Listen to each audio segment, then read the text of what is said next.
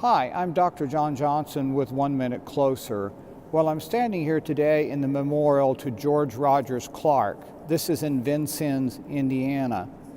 Now, some of you live in different western states, and some of you live in midwestern states such as Ohio and Indiana and Michigan.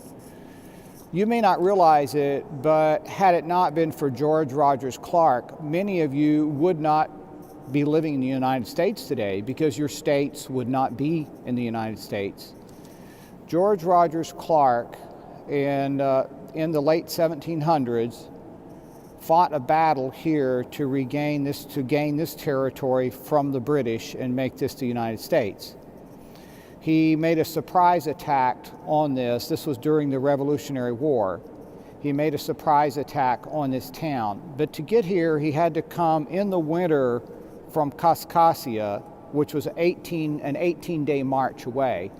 So he and his men marched through the winter in Indiana, through flooded rivers with water up to their necks. They literally waded through water up to their necks and carried ammunition and guns on top of their heads to get here. But they made it through, and they made a surprise attack on the British fort of Fort Sackville, and they took this town. That was a critical move because at that point the British controlled everything north of the Ohio River, and in order for the United States to expand west, which it did, they had to control the north part of the north of the Ohio River, because guess what? North of the Ohio River, you can get over to the Missouri River, which goes from the St. Louis area out to the west. And that is, in fact, how the West was explored. And so from here, and because George Rogers Clark took Fort Sackville and established a post here, because of his victory, the United States was able to expand to the north and to the west. And this is why some of you live in the United States. Whereas if you lived in Michigan right now, for example, or even in Colorado, you would not be living in the United States today if it was not for George Rogers Clark.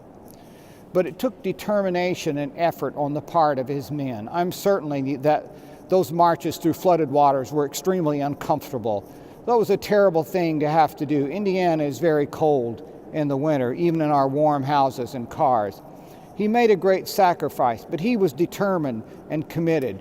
Let me encourage you, as you move through your degree program, as you go through the process of your degree program, be like George Rogers Clark. March on when it's hard. Keep going. Don't give up. You're about to accomplish something great, and you can do it. If you enjoy my videos, subscribe to my channel, and now you're 1 minute closer.